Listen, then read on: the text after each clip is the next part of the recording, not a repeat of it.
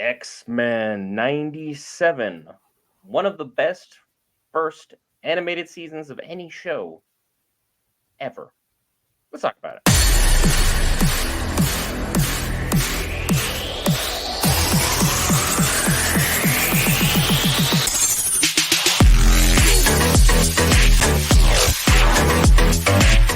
All right, guys, Brent here back for Geek Fans to cover all things Marvel, DC, Lord of the Rings, anime, gaming, Star Wars, and more. This time, X-Men 97. Thank you to all those who joined us in our live chat last night for the live watch. Chat was bumping last night. Had a hell of a time with you guys. Appreciate everyone who came along for the ride. But now here's the man whose opinion you actually value, other than Will's, pertaining to all things Marvel. We don't care what Tony. Will says. How'd we feel about the finale to season 1, Tony? I wish I was Spiral so I can have multiple hands to clap at the same time. Because, as you said, there have been few and far great animated series to come out. And of those few, even less of them have had a season like this one. This literally gave us everything we asked for. It gave us great villains. It gave us well-rounded heroes. It gave us storylines. Each episode, you were interested in at least 2 or 3 mutants. Some you might not have known. Some you knew and they redid. I'm looking at you, Cyclops. Love you, babe. And you might have had 1 or 2 episodes that were not on par with the rest, but they were not bad episodes. And you can't say that for a lot of animated shows. I will say I do like the best thing about this series right now was the reimagining of the heroes. Because those that like me that watched the OG X-Men, while it was a great series, the characters were not defined. You didn't get attached to them like you do in this one. When Morph allegedly died in the original series, you really didn't care because he was just a member. But Morph has been pivotal in this series, and we all can agree. And just showing his true power, a lot of people didn't understand because you have other characters out there like Mystique and Mimic who have the same powers. But the difference with Morph is he actually gets their powers, and you can see this when he transferred. Just in this episode alone, he turns into Sauron from the Savage Lands. He then changed into Reed Richards and became super stretchy. And I think that they're using these characters great. Cyclops, everybody know that's my favorite X-Man. From episode 1, they did him proper. They made him better and showed how great of a team leader he is. But that's enough about me rambling. Let's talk about this episode and the fallout from the previous episode. So Magneto, Naked Magneto is flying around. He done shut down the Earth's gravitational pull, so everybody's gonna die now. Thank you, Magneto. And so Charles jumps into his head, and they have the little battle. And I'm still sticking to my guns. We already know who season 2's villain is going to be, but we already know season 3 is in the works. And I'm still saying Onslaught is going to show up at some point because, as I told certain people off air, when Charles jumped into Magneto's mind, that was straight out of the comics. That's the exact panel that when Onslaught was introduced, that was the moment in time that he was created. He didn't come out instantly. He festered over time. So he can literally sit for an entire season and then pop out season 3 big bad. I'm not sure if they're going to do it, but it is set right now. So they have all the people, teams in flux. You got Wolverine, is laying over on the slab in a coma, which we can't go by the comics because Professor X was literally holding Wolverine together after Magneto ripped out his animated skeleton. So they had to make that adjustment, and I appreciate it. Small adjustments nobody really cares about. So they in there, and then they go into a little mind trip. Now this is where you had to pay attention to stuff because if you looked away, you didn't know what was going on Because at first I was like, "Whoa, what's going on?" I thought it was a flashback, or a real flashback, and not a memory flashback, to where they were going to show how they actually started talking and they revealed each other power to them. And I was like, "Oh, wait, this is interesting."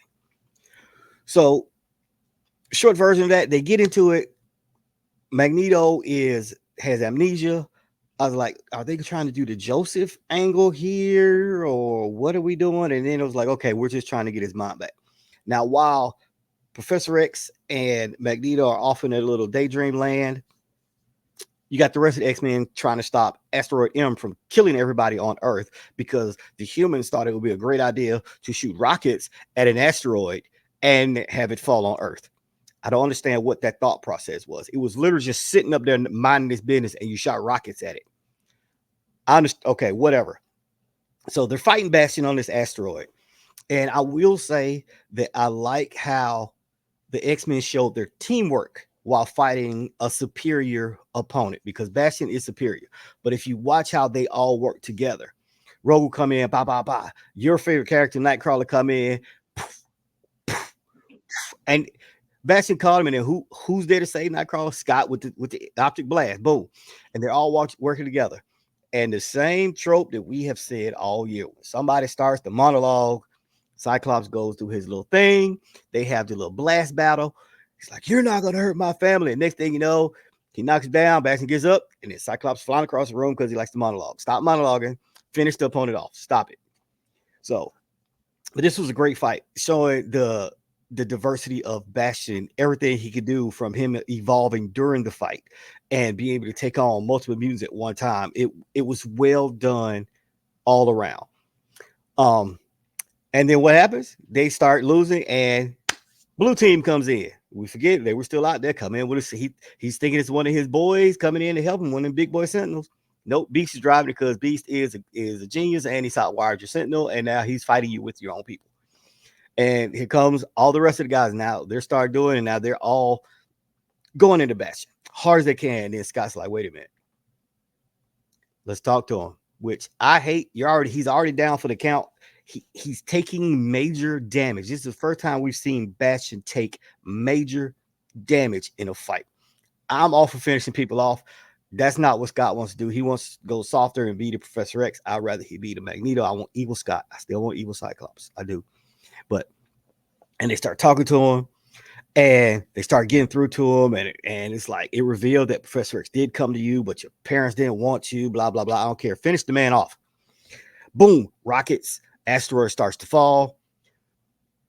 One rocket gets in and hits the power core that is literally keeping this place afloat, and it creates a black hole of sorts. We all know what that is. We'll talk about that later. Pulls the Sentinel in.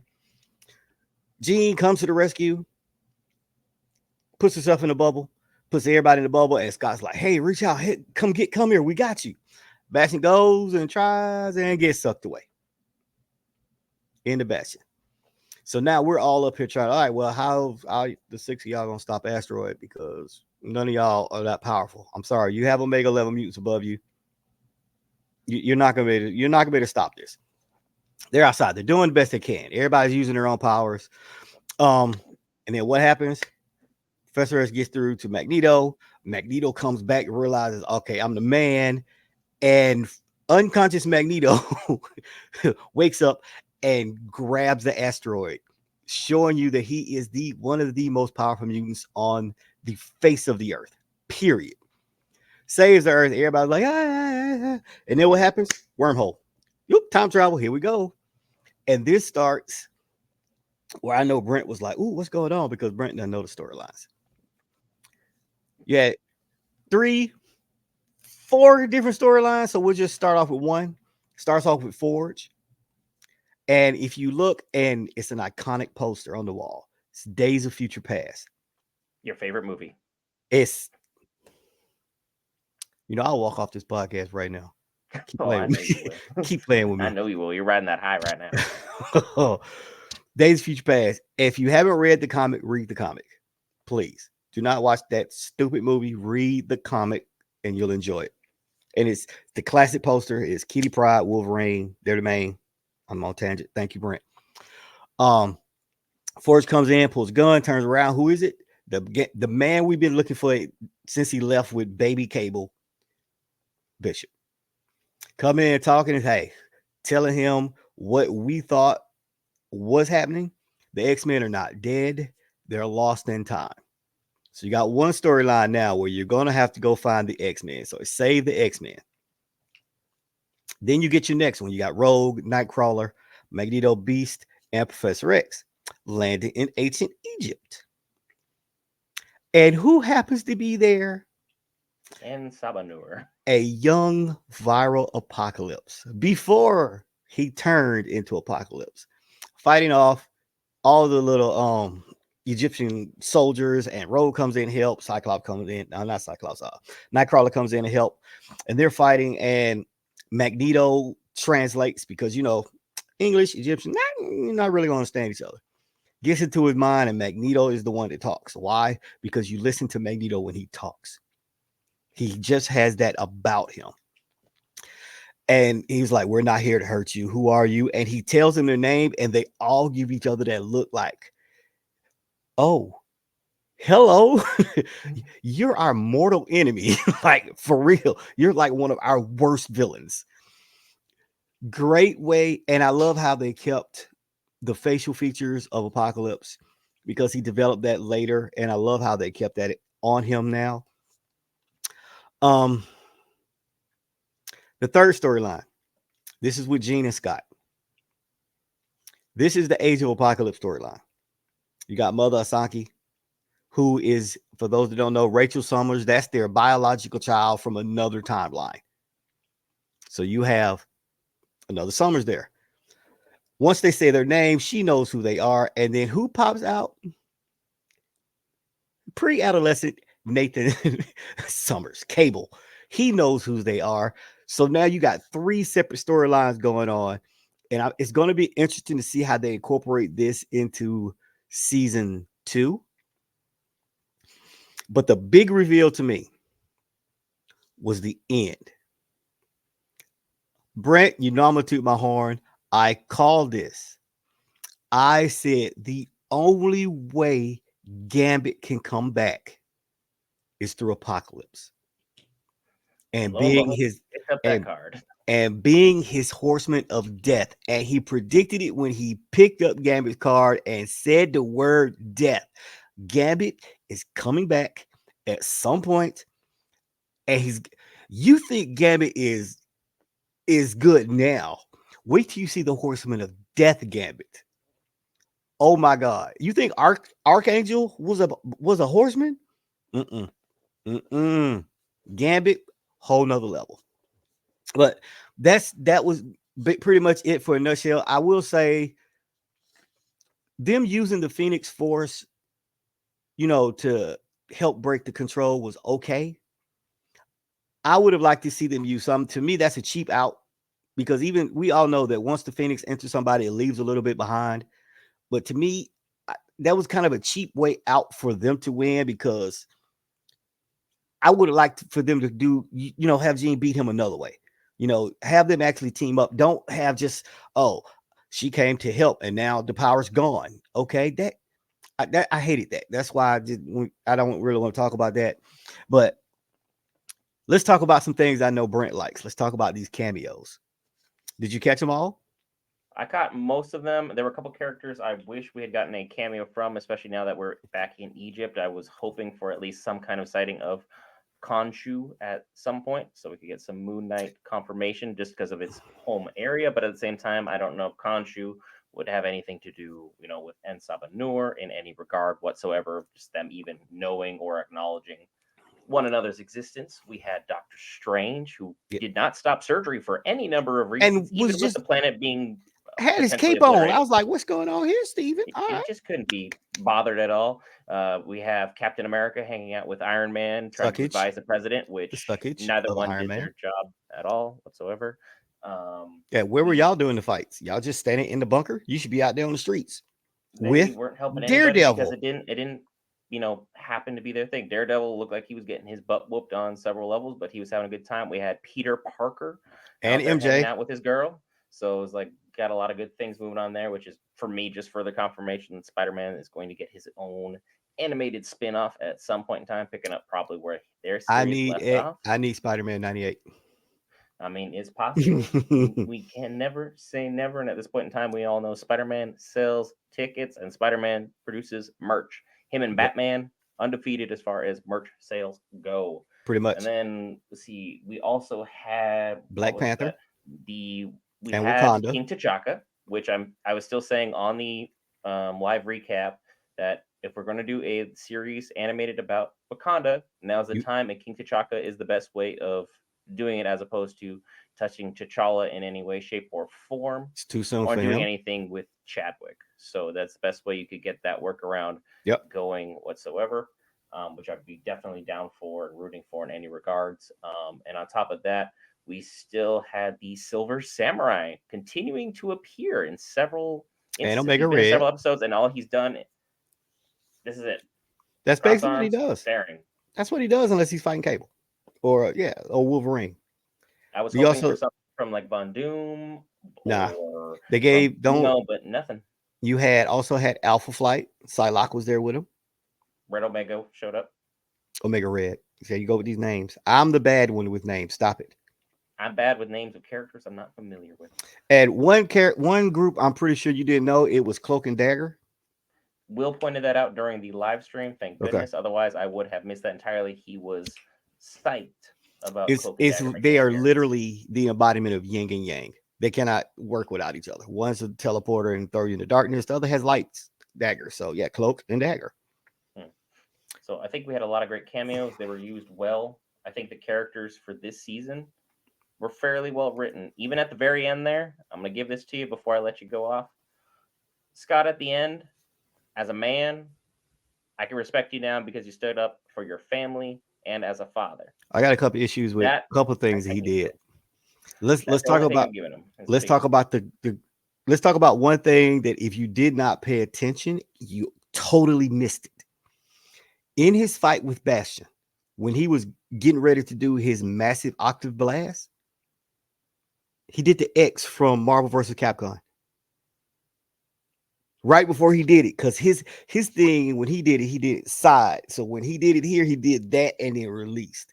If you didn't watch, you paid attention. I lost all my marbles when I saw that. That's the great thing. One thing that I hate that he did, he leaned over to Wolverine and gave him incentive by using Jean. No, dude, that's your wife. No, it's not. No, you don't The get. whole morph thing was creepy. And again, I was going to That touch was on that. creepy. We can now just go ahead and say Morph is in love with Logan. Pretty much. Can we? I really don't even want to touch that with the 10-foot pole. I'm just going to I let the have no fans look. I speculate don't. on that one. I don't Morph care. I can don't love have a whoever problem Morph with it. wants to love, but it's weird. He Like trying to literally throw turned yourself into into a Jean love Grey and triangle that told. doesn't even. Is it even a love triangle? It's like a love square because like Madeline would still technically have been involved at some Heart point in time. Heart Cube. Like there's a lot going on. It's a very Like complicated relationship. it's a lot going on It's this messy. show, and I'm great. What else? I mean, I I'm wish hyped. Storm got a little bit more shine in the very, very last episode. No, For being first of Omega all, level, she didn't do enough for Storm me. got her shine in like 3 episodes. It was time for her to pull back and it be this was the team episode. It was a team episode where Magneto did all of the heavy lifting the minute he woke up. He had to. It was his fault. Even though he was right, it's still his His fault. thing didn't get shot down because of him. Yes, he It got did. shot down He because Earth's propaganda it decided got like we shot were down defending because he ourselves. shut down the magnetic. He shut down everything on Earth, dude. Come on now. It was all his fault. He was right to do it. I would have done it. So, but yeah. Magneto was an anti-hero this season at best. And at worst, also an anti-hero. Nah, bro. He walked that line perfectly. He was kind of he did villain. what he needed to do. He was villain. Anything else? Anything you want to touch on besides the hype that is season 2? There's a lot of hype for season 2. A lot of that will be broken down in a separate video that you and Will will be doing, so you guys me and can Will are gonna run talk wild on. I will because not be part of that one. So if you Brent guys are tired of me, is a mean person and won't let us have fun. I said I'm it. not a mean person. I just want to keep things within the proper spectrum, and I think fans No. will be far more happier with season two conjecture on its own separate video. So if you hit that lovely red subscribe button, you will have already followed us, so you can keep track of all things there. I don't really have anything else to answer for. I think Bastion was a good villain. I think Bastion was Sinister was done. misused, Bastion and was I think done correctly. I'm so. happy with the way they did him. Yeah, that's I And mean, from a great. new fan perspective, tons of props to Nightcrawler. So much more respect for everything that he does. I didn't really understand the hype around him from the other films, which we've touched upon, and I've already triggered you before, so I'm not going back there. But Just one good scene out there of was all them also films. a lot of newfound respect, even more so for Storm, because I didn't really like the casting then back, in the live action. But this was done right. We I liked can't it. we will not mention the live action movies because compared to the OG X-Men, X-Men 97 and the comics, they don't stand up at all. I would go back and watch Green Lantern and Daredevil before I watch that X-Men franchise live action. I said it. I don't think he likes it. We'll see you I in the said next it. one.